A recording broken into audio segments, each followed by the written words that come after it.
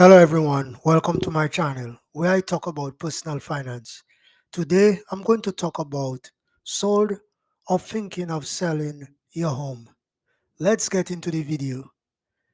If you sold your home this year or are thinking about selling it, there are many tax related issues that could apply to that sale. To help you prepare for reporting this sale, you may have already made or make you aware of what issues you may face if you are in the thinking about stage. These videos covers the tax basis and some special situations related to home sales and the home sale gain exclusion. Home sale exclusion. For decades, Congress has encouraged home ownership, including by providing various tax breaks for taxpayers selling their homes. Under the current version of the tax code, you area allowed an exclusion of up to $250,000, $500,000 for married couples of gain from the sale of your primary residence if you own and live in it for at least 2 to 5 years, counting back from the sale date. You also cannot have previously taken a home sale exclusion within the 2 years immediately preceding the sale. There is no limit on the number of times you can use the exclusion as long as you meet these time requirements. However, under some extenuating circumstances, you may still be able to claim a reduced amount of the exclusion even if you haven't satisfied the time requirements. The home sale gain exclusion only applies to your main home, not to a second home or a rental property. 2 out of 5 years rule. As mentioned, you must have used and owned the home for 2 out of 5 years immediately preceding the sale. The years do not have to be consecutive or the closest to the sale date. Vacations, short absences, and short rental periods do not reduce the use period. If you are married, to qualify for the $500,000 exclusion, both you and your spouse must have used the home for 2 out of 5 years prior to the sale, but only one of you needs to meet the ownership requirement.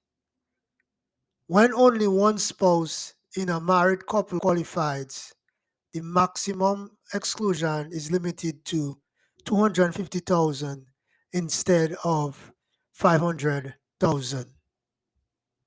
Although this situation is quite rare, if you acquire the home as part of a tax-deferred exchange, sometimes referred to as 1031 exchange, then you must have owned the home for a minimum of 5 years before the home gain exclusion can apply.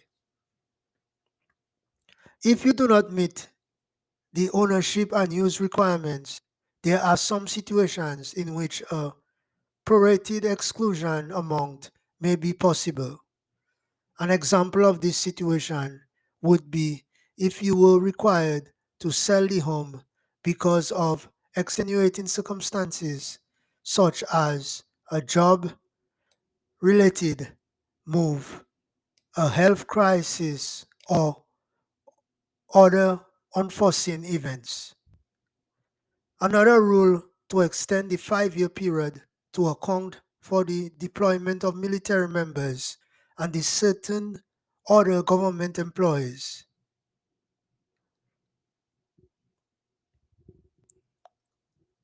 Business use of home.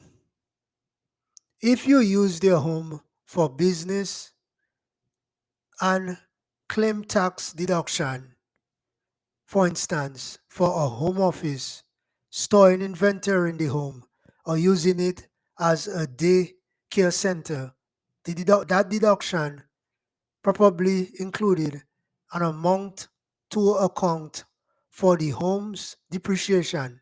In that case, up to the extent of the gain, the claim depreciation cannot be excluded. Figuring gain or loss from a sale. The first step is to determine how much the home costs, combining the purchase price and the cost of improvements. From this total cost, subtract any claimed casualty loss deductions and any depreciation taken on the home. The result is your tax basis. Next, subtract the sale expenses and this tax basis from the sale price.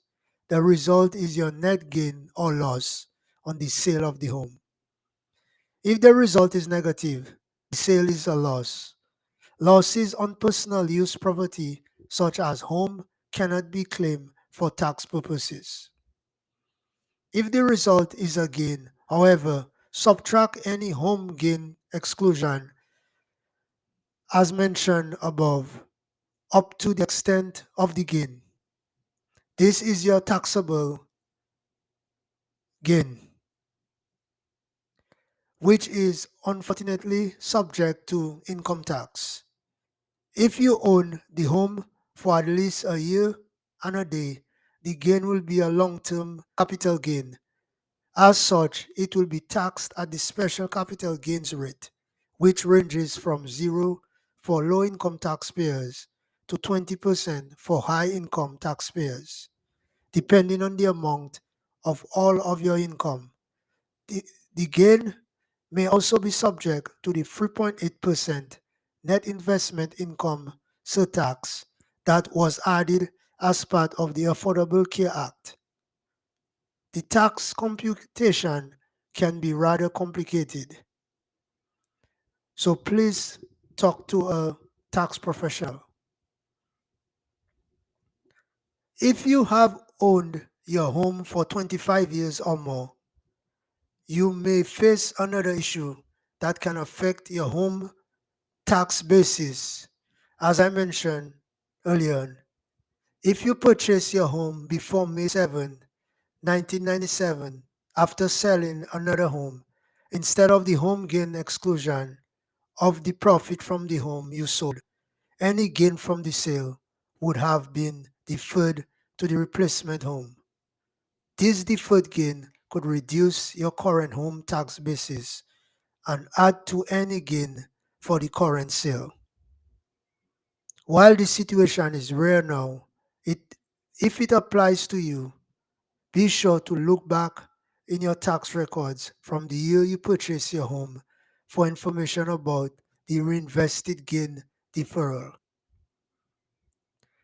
Prior use as a rental. If you previously used your home as a rental property, the law includes a provision that prevents you from excluding any gain attributable to the home's appreciation while it was a rental. The law's effective date was the beginning of 2009, which means that you only need to account for rental appreciation starting in that year. This law was passed to prevent landlords moving into their rental for 2 years so that they could exclude the gains from those properties. Prior to the law change, some landlords had done this repeatedly. Effect of a mortgage.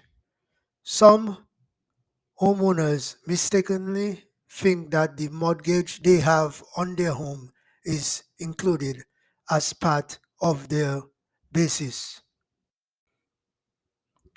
This is not the case. Proceeds from the home sale are used to pay off the existing mortgage, and if they are more than the mortgage balance, the excess less sales expenses is payable to you when the sale closes. But this is not the profit for tax purposes. The tax profit is the amount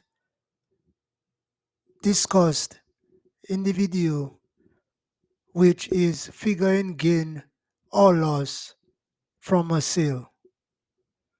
Form 1099-S. Usually, the settlement agent, typically an escrow or title company, prepares IRS Form 1099-S, proceeds from real estate transactions, which reports the home seller's name, tax ID number, proceeds of the sale, date of the sale, etc. This form is provided to both the IRS and the seller.